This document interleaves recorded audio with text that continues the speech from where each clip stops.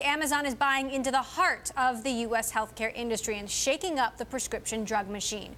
The e-commerce giant is buying online pharmacy PillPack for $1 billion, this according to people familiar with the matter. News of the deal sent shockwaves through an industry where U.S. consumers spent $329 billion on retail prescription drugs in 2016. Both Walgreens and CVS Health dropping over 8% when the news broke. This, the latest in a series of big-name moves by Amazon CEO Jeff Bezos. Remember, Amazon purchased Whole Foods last year for $13.7 billion.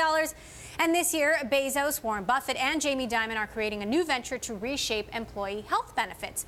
Here to discuss, we have Bloomberg Tech's senior executive editor, Brad Stone. Also with us in the studio, Mohan Naidu, managing director at Oppenheimer, who focuses on healthcare. And on the phone, we have George Zachary, a partner at CRV, who has invested in PillPack and is also on the company's board. Before George gets to run his victory lap, Brad, this is after months of speculation about Amazon making moves in the pharma industry. How much could this potentially shake up? Well, there was a couple of forms of speculation. One, we heard that Walmart was circling PillPack, and maybe George can tell us a little bit about why that didn't happen. And two, that Amazon was looking at taking out pharmacy licenses in several states. Well, now we know Amazon outmaneuvered a major competitor, and that it now suddenly has these mail delivery licenses in 50 states. So, you know, what does it mean? It means Amazon is almost instantly a big player in the pharmacy business. It means that PillPack has a bunch of more resources now to go fulfill its vision. And over the long term, it raises all sorts of interesting possibilities. Pharmacies at Whole Foods, pharmacies at Amazon Go stores. It's another bugle call that Jeff Bezos is serious about healthcare. George, can you share anything about how competitive this situation got? Was Walgreens a contender? Well, I wish I could say more, but unfortunately, I can't reveal any details about any of that. So I'm really sorry. Talk to us about the growth of PillPack. Obviously, you're an early investor. You've been on the board. You know, what is it that made this company so special? When I first met the founders, I was aware that this was a big problem. I had a family member who had dementia, who had to take prescriptions. I had other family members who had to take multiple prescriptions. And the average person over the age of 50 has to take 5 prescriptions in the U.S. And that involves staying on lines inside of a pharmacy, driving to a pharmacy, you know, taking multiple prescriptions at home, putting them into a pill box, remembering when to take them, remembering if there's potential interactions between them and separating them in time. And that's kind of a hassle for people. So my view on it was there needs to be a better way. So I automatically was looking for something, a company in the space that was a full-service company. And I heard about the company and had the good fortune to meet TJ Parker and Elliot Cohen, and they were the ideal founder set. And TJ's family was in the pharmacy business, and he just automatically understood the mind of people who buy prescriptions and what they do. So that's why I invested specifically, because he knew what people wanted. So we actually interviewed PillPack CEO TJ Parker a couple of years ago. Take a listen to what he had to say back in December 2016. The business model is no different than a traditional pharmacy. So we dispense medications for consumers. Their insurance company pays the bulk of those medications, and then they pay their copays. Other than that, the service is completely free. So we monetize the service the same way that any other pharmacy does, and we just happen to offer a broader level of services around that. So Mohan, how do you expect Amazon to integrate this acquisition?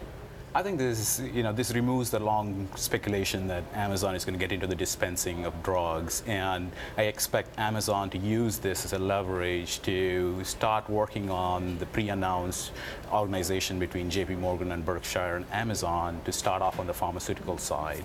They also need to acquire something around the PBM landscape, because that's a big gap. Without PBM, the prescription benefit manager, it's hard to go and negotiate with employers or even contract with them. So my thinking right now is that they are going to either insource or try to acquire a company that has the capabilities of a PBM so that they can have an end-to-end solution to contract with employers and start dispensing medications to homes.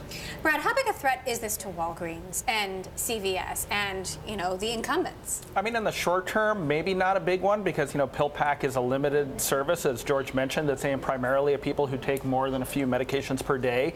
They have brought two kinds of sort of innovation to bear. One, it's this OS where they're tracking and managing their patients' prescriptions and making sure that the combinations are healthy. And then two, they've got this neat little rectangular device that helps people manage their daily prescriptions. So, I've heard estimates of about 40,000 customers, probably not a significant threat to a Walgreens or a CVS. But, the power of Amazon behind it and Jeff Bezos' long-term thinking, I think that's why those stocks are down today. Mohan, how big a potential business could this be for Amazon?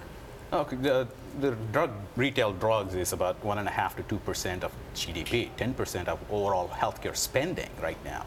That's a big business to be involved in. CVS makes right now about $200 billion, and predominant portion of that is in drugs. And Express Scripts does the similar amount of revenues in there on the PBM side. Now, this is kind of a big tangential direction that they are going in, trying to get technology involved in trying to drive medication adherence. With PillPack, it's just not dispensing the medication, it's packing it in a right way so that the patients can take it in the proper way so that they don't miss the medications in the right order. And that's a deviation, and the current incumbents have not done enough to do similar things. And by the way, bringing hardware to bear as a sort of accelerator for any retail experience is a very Amazon-like approach. Right, it is. Now, George, I know you can't talk about the specifics of this deal, but having been on the board of this company, having obviously poured a lot of time into researching this space, how do you see the pharma and the online pharma market changing over the next few years? When I invested in PillPack, I just thought there was a huge opportunity just to build a better pharmacy experience. So I'm not really sure how it's going to change, but I think it's going to get a lot better because people will have better access. It'll just be a lot easier for everyone. So that's what I'm excited about. It'll just be more people-centric. Brad, what's next for Amazon?